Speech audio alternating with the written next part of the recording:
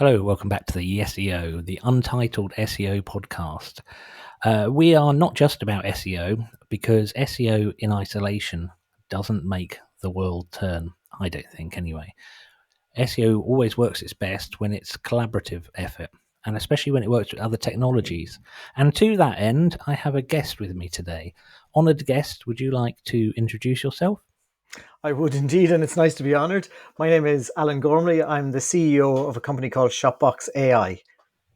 Right. So regular listeners, can't really say regular listeners. We're only at episode 6 at the moment, but anyone who's listened to any other episodes know that AI is something that just keeps on popping up.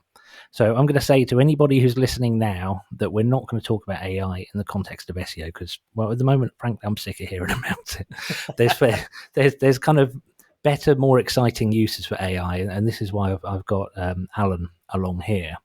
So before we get into exactly what Shopbox is, could you just tell me a little bit about your past? I mean, you don't have to go back as far as short trousers, but if you think it'll be entertaining, then feel free to.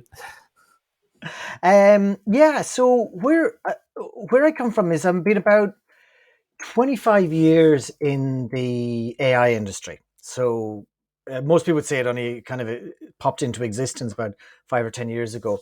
It's been around a long time, and even the techniques have been around a long time. But I was working for an insurance company actually in Croydon, and I had a choice of doing Y2K project or a data project. So I said Y2K sounds like a lot of hard work. So in I went to data, and I haven't come out since. Really, really enjoyed it.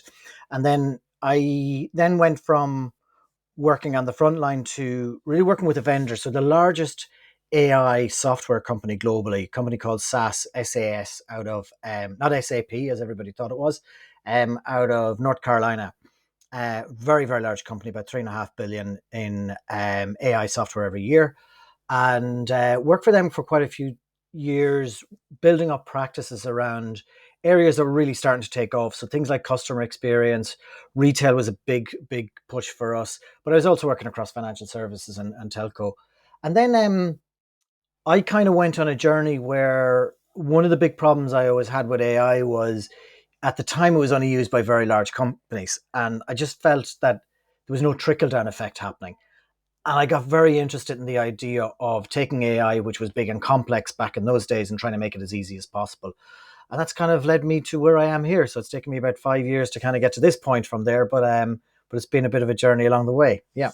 It's kind of funny to think of AI as something that did exist 20 odd years ago, but I think in various forms, there's always been an element of it. I think that without getting too deep into it, I think that how people define the AI is still really fuzzy. And I see some people kind of talking about AI functions, what they call AI functions that aren't, they're just database lookups. There's no sort of added intelligence on it. So do you have a handy sort of elevator pitch for what you see AI as being? Oh, that's a really tough one. Maybe not elevator. Let me go slightly deeper than elevator then. Escalator. So when somebody says to me, we have an algorithm, I kind of go, that's nice. That's nice. It's kind of at that level. AI is really is a very systematic approach. So it's using a lot of different algorithms generally. All of them are good at different things and trying to blend those together to try and get a view of the whole. So when we're interested in understanding a customer, we need to understand what they're currently interested in. We need to understand what they've vaguely shown interest in the past, because they're not just today. The customer is about more than today, and they wear different hats. And even if we look at something like price sensitivity, I tend not to agree with pretty much anything I hear my industry say, because I feel it's too high level. So people say, oh, this customer's price sensitive. I go, there's no such thing as a price sensitive customer. There's somebody who is prepared to pay a lot of money for particular things and not prepared to pay a lot of money for other things. So all of us tend to spend way too much money on our hobbies. And then we walk into a supermarket and decide we're not paying more than 59 pence for a can of beans. So price sensitivity to me depends on the context. So AI is trying to get under the covers of all of that at the same time. And the thing that I think a lot of people miss on AI is it's not deterministic. It's not saying this is this person. It's saying this is a shape of this person. It's a bit vaguer than the absolutes. So I always say, my job is never to find what a customer is looking for. My job is to help them go on a journey. And the more you understand them, the more you can allow them to stumble across interesting things rather than trying to take them straight to a conclusion. And what you find is, especially with what we do, because we're in retail, my job is not to find that perfect product. My job is to say, there's loads of possibilities here, but I know vaguely that these are the things that you're going to be interested in. And as we go through that journey, it gets better and better, but it's really up to the customer what they want. So that's a very long-winded way of saying AI is quite vague, but it's trying to understand many, many different aspects of the subject it's looking at any one time rather than just predict something. I think for context, I think this would be a good time for you to explain what Shopbox.ai Yeah. is, because otherwise we're going to keep coming back. So let's just get it out there so that we can get some context on this. So to give people a visual, if you think about the Amazon homepage or the Netflix homepage, okay, I actually tend to look more at Netflix than Amazon and TikTok rather than Amazon, but Amazon is in our industry, so it's a good context to have. If you think about that versus another store, any other store is pretty much generic. You land on a homepage, you see a banner ad, you go into product listing pages, they're always the same. They always have way too many products that aren't for me and yada, yada. If you go into Amazon, that homepage actually gives complete context to the customer. And it's quite clever. Even some people say to me, well, it's not 100% accurate. Think about what they're doing. They're taking tens of millions of products across hundreds of millions of customers in real time and saying, here's 30 things that are interesting for you. That's a hugely complex problem to solve. And that's effectively what we're trying to do. So if I give you a couple of examples of things we do in Shopbox that are very different to what everybody else does. One thing is when people land on a site for the very first time, they're presented with too many products. They tend to land on product listing pages and we don't know why they're there. And we don't know what to put in front of them. So we all spend many, many hours in meeting rooms trying to figure out how to lay it out. We said, actually, there is no way of knowing. What you do is you give what we have as an AI shop assistant, which allows somebody when they see a product to shop by examples and say, oh, I like that. And it shows, it pops up and says, here's some other stuff that you might be interested in. So we're trying to do stuff in flow when the customer is working rather than take them off to different parts of the website and second guess them. So we always have that feeling like we're like a shop assistant in the store. But the latest thing we've just launched, which I'm really, really proud of, this makes me very happy because when I think about what we originally thought about around Shopbox, the whole concept was, what if every customer owned part of your store? Wouldn't that be a beautiful thing? Can you imagine if every customer, you had 1 million customers and everyone landed and felt, this is my store. They have other stuff, but this is my store. It's a big fight on any website. I mean, the reason I'm fascinated by this is from an SEO perspective, where we tend to fall into the trap of trying to drive people towards a page that can answer their problems. Yeah. But outside of the e-commerce kind of context, you can be leading people into a dead end by doing that. So this is why I'm sorry to interrupt you, but I'm not really trying to keep it on SEO. I'm just sort of trying to think of it in my language. So yeah. So you're talking about when whoever lands on the site, within not very much time, they have that kind of light bulb ping that says, "I'm in the right place. These people can solve my needs," as it were. And see, Andrew, I see these two things work really well together. So what we're trying to do is we're trying to say we're about the customer. So within one product view, sometimes a customer wanted to be 2 or 3. It depends a lot on the sector, but we pull together loads of stuff suddenly from the catalog and say, this is all stuff you'd be interested in. So we have this personal shopping page, which works for every customer, anonymous or known. It makes no difference to us, where we can say, here's some stuff that's on sale that fits you and is relevant for you. Okay, because most sale pages, you can't find anything relevant that fits you. Okay, it's a terrible experience. Here's stuff that we just put on the catalog, so it's bright and shiny and new, and it has higher margin, and it's for you. Okay, so everything is about the customer. And I see it kind of like a Venn diagram where half the site should be about the customer and the other half of the site should be the rest of the store. So if there's something about that is relevant to me, I should be able to see it, but I should be able to wander anywhere I want in the store. And the beauty of that is, on one side, you're showing people everything you can do for them, and on the other side, you're trying to be really specific. So you try and get both sides of the customer. Well, sometimes they're doing stuff in context for themselves. Sometimes they're buying a present for somebody, and it's nothing to do with them. So you're kind of capturing them both sides. And that's why I see SEO and what we do working perfectly together, because they're two sides of the things people are trying to do in a store. You're absolutely right, and I'm sort of interested in whether this kind of system would work outside of ecom. Just because it's such a big thing in SEO to understand what it is people want. I mean, that is not only is it marketing 101, make people feel that they're in the right place to get what they want, but we do that with a lot of keyword research. But the issue sometimes for keyword research, or the challenge, I should say, is having to learn what it is people actually want. There's a lot of assumptions. Even if keyword research is really, really, really, really good, the starting point is based on a lot of assumptions, and then the learning process from that point onwards can be quite slow. So, anyone who's looking at the video for this, I just keep sort of holding my head, and it's making my brain hurt a bit, because I don't understand how. You don't have to tell me exactly how it works, but I don't understand how within a very short period of time, and you've demonstrated this to me, so listeners, I have seen this in action, how within a very short period of time you adapt the UX, the user experience, to make people feel that they're in the right place. I mean, where does the information come from? So we won't go into the secret sauce, because most of that's secret sauce.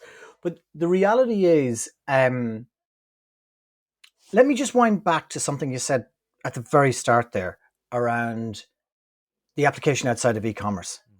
So I come from many different industries. I've been in everything from travel to retail to financial services, and yada yada.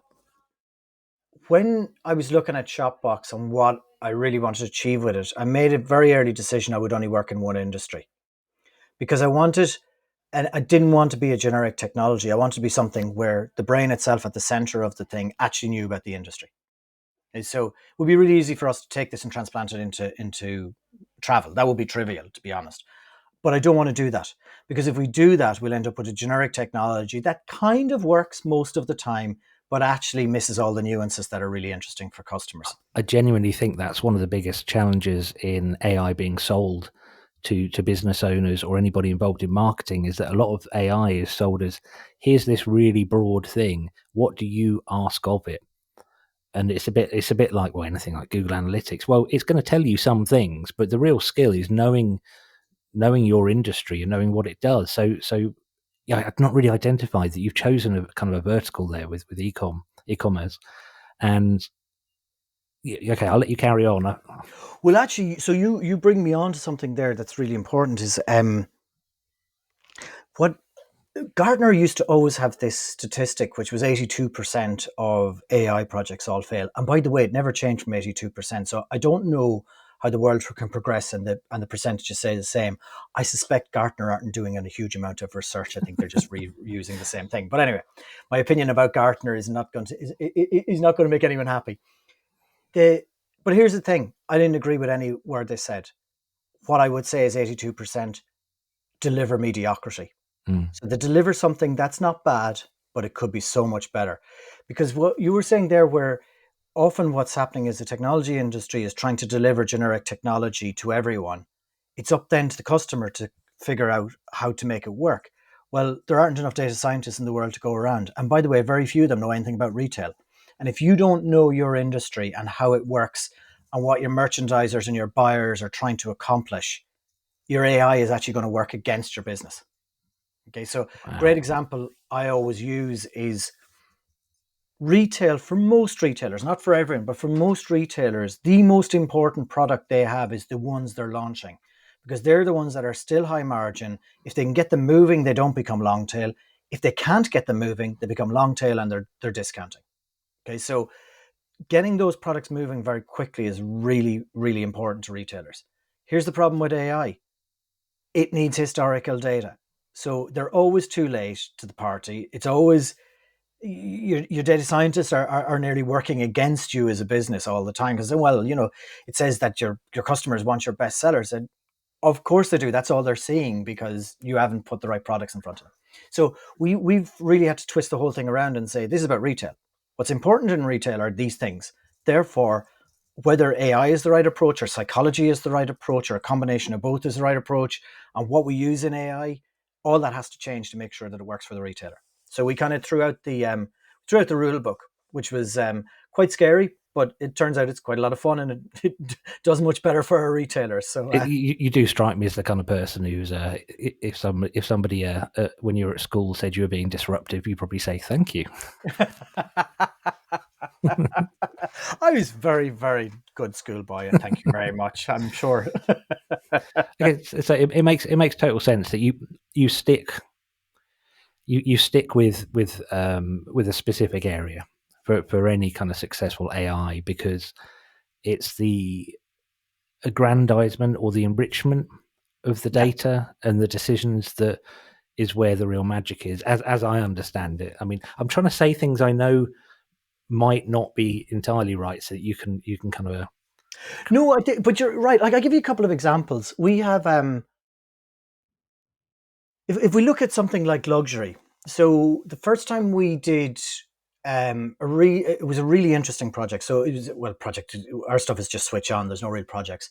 But the first time we did a retailer that did luxury goods, it was secondhand luxury goods. Now, I heard secondhand when I talked to them. By the way, secondhand is a £30,000 handbag. Okay, so I think it's more specialist rather than secondhand. It's like people buy the Chanel handbag that so and so in the movie brought to the Oscars in 1956. It's that secondhand. Okay, but it's a really interesting problem. You've only got one of every SKU. Okay, so that's the first problem. There is nothing to learn. You sell it once, it's gone.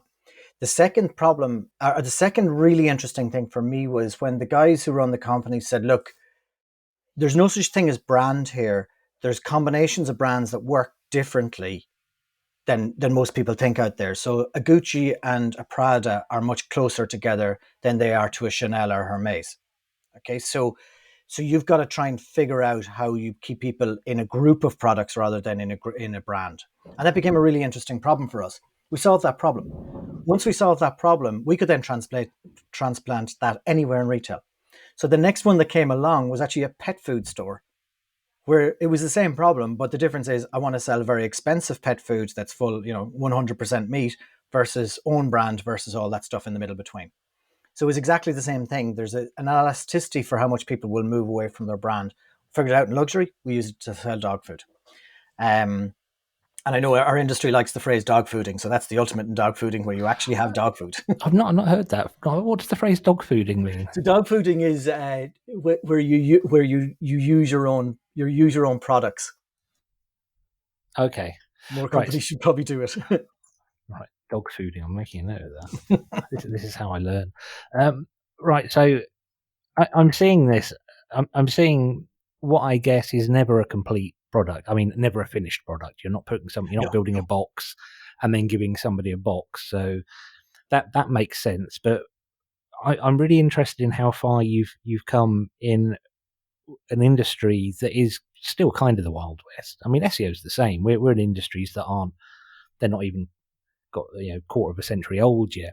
Yeah. So, at what point in your journey did you kind of decide? Now, hang on, I need to make something here. You mentioned that you saw people doing it wrong, but yeah, at what point did you think that's it? I'm doing it.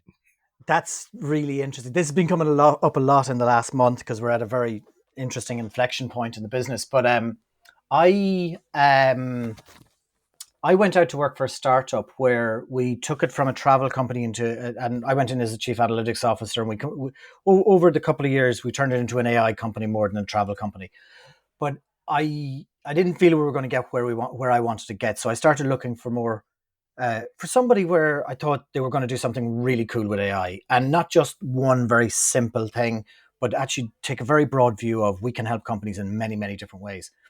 So I went out looking and I wasn't finding anything, but I'd pull my CV together, and then I went to talk to a friend of mine who is has been head of sales for quite a few startups. Kind of usually takes them from the 1 million to 10 million. That kind of range is where he tends to have a lot of fun.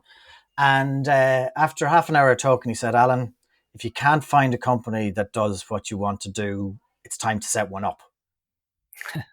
Burn That's your brilliant. CV, put together a business plan, and come back to me in a month. So, which is what I did. And I think it was probably there in the back of my head, but I just needed somebody to tell me. And I meet him for drinks every so often and curse him. You opened my And give him a eyes. big Yeah, hug. thanks for that. So thanks for that. Yeah, I didn't think I'd be working 16-hour days. So this is, I'm realizing a lot of this is kind of me. A lot of these questions are me being challenged, my brain being challenged by what you're doing, because it's not a world I know very well, but it's one that I think we all need to become aware of, because Yeah, if we, I'm using the whole universe as we here, if we are ignorant of AI or reject it or think it's a flash in the pan or don't take it seriously, I think we're in danger, or businesses are in danger of getting left behind, but yeah, by quite a long way and a yeah. lot quicker than they think. So, I mean, what's your opinion on the adoption? So you've just thrown a hobby horse my direction. Excellent. I'll just sit back and let you Yeah, talk. sit back, sit back. This be put your feet. Might get a coffee or something. So one of the fundamentals for me was Shopbox has got to take away all barriers, and I mean all barriers. So when I looked at retailers back in the day, it said there's such a huge disparity between somebody like Amazon and nearly everybody else that it requires very sophisticated skills. Often they're not trained in retail, so they don't quite know what they're doing. They sound like they got big brains, but they don't know retail. And you have to know retail to be better at retail, full stop. Um, the cost of getting started is ridiculous. The risk involved is ridiculous. And these guys can pull your systems apart, put them all back together again, and break half them along the way. You know, they cause a lot of disruption often because they're so data consumption focused. Okay, so we threw all that in the bin and we said we're going to start, and we have to get something where anybody can use it. They don't need to understand it. They just need to understand what the consumer does, which is, oh, I get it. That makes sense to me. That makes it easier for me to shop. I can see why I'm getting drawn in by it. It's the classic features versus benefits thing. Yeah, yeah. So like when I show it to customers or to prospects, we just show them a few customers. So here's a few stores that it runs on. There is a back end, but it's like 2 minutes work for somebody to do the stuff on the back end. We don't want people to be micromanaging the AI. We want to switch it on and let it do its job and give uplift. And then they can get on with their day job, which is making sure that the right products on shelves, that are photographed well, that are described well, that are priced well. That's what they should be doing. And we just sit on top of that. So taking away those barriers is massive for me. And it's, when I think the first site we did, it took us 3 weeks to get it up and running. We then did one in 3 days, and Tarek, my co-founder, said, "No, there's 3 hours." We signed somebody on Tuesday, and they were running yesterday. Wow. So that's 2 days. 2 days. Yeah. So yeah, it's a snapping. I mean, the challenge I can see for you is that the best technology in this area that I've ever seen looks incredibly simple, even to put into place. So I'm guessing the AI is the huge muscle kind of The behind AI all is, this. yeah, it is. But I think we've also spent, like you've seen what we do. We spent a lot of time thinking about how people shop. So for me, AI is this thing under the covers that enables other stuff. But what we're actually trying to do is help people through friction points, or help people at points where they've come quite shallowly they've just dipped their toe into the store and they're in danger of leaving. You can't let them leave. You just paid $7, $8, $9 or pounds or euros to get them in. Don't let them out. You got to get them deeper. So for us, it's all about those points along the shopping journey and how do we make sure that they work better. And we're very focused on service. So both service for our own customers, but really we want our customers to have a better service in their stores, so people don't feel they're being sold to. They feel like they say, "Oh, I didn't think of that. Oh, what about this?" That's a nice feeling. That's a feeling that you come back to and you stay with that retailer. Whereas we all know the retailers where they pop up at you and at some point you just say, "I've had enough of this," and leave forever. I think it's one of the most damaging things for the way the internet and the web are perceived by mankind at the moment. I always think stand-up comedians are an interesting litmus on how the world feels about the internet and other things. And there's two things that stand-up comedians complain about: is adverts that mean nothing to them. Well, they complain about adverts on websites, and when you drill down into it, they're not offended that the adverts exist. They're offended that they're not relevant to them. So, it's the classic, why am I seeing divorce lawyers when I'm looking at banger racing websites, or Exactly. Yeah. that kind of thing. Although you might have to have a difficult conversation in your household if that's the case.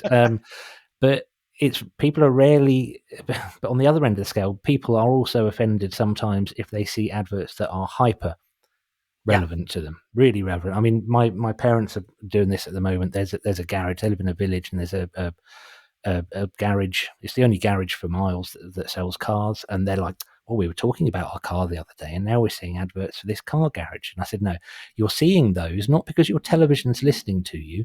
You're seeing those because you are, age 70 to 85, you have expendable income, you've bought from them in the past, you live in this specific area, and the list of targeting things gets really, really long. So where do you see kind of Shopbox sitting in between the uncanny valley of Yeah, like I think I've always had this thing in the I don't really say it out loud to retailers, but I used to a lot at the start, where say, I want your customers to know you're listening, not watching. So, right, I'm writing that one down. But there's next to nobody out there who gets upset by being well targeted. And I'll come back to Netflix. Like, one thing I always think about Netflix is a really interesting company in many different ways. But the thing that I think is most interesting about them is there's two major behaviors that they've changed, and nobody even knows they've changed them. So number one is, and I want all your listeners to think about this, how often do you go onto Netflix and go up to the top right-hand side of the browser straight away to type something in? Almost never. Exactly. How much do you do that in stores? All the time. So Netflix have made the entire experience curated. They've said curation first and choice second. That's really interesting. To the extent that we're all probably going to spend Friday night flicking around for 2 hours going, what am I going to watch? But they've made curation important. Now, for me, that's not our ultimate goal, but the more we're curating, the more we're helping customers. So for me, that becomes really important. Yes, they should search when they know what they want, and for some other reasons. But in general, they should come back and say, oh, that's interesting. Okay, because shopping's an experience. It's not a transaction. Okay, the vast majority of stuff we have in our homes, we don't need. Okay, so it is not a transaction. It is an experience in most cases. The other thing that Netflix have done, and this we spend all day, every day thinking about, is, and this is different for Amazon. Amazon were around before Google commercialized. Yeah. Okay, Netflix were not. So when Netflix decided that they were going to go 100% streaming, Google already owned the customer. They already controlled the vast majority of the traffic on the web, on the internet. Okay.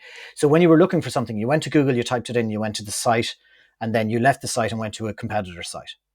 Netflix looked on that and went, we have a choice. We can be a content company, or we can be an experience company.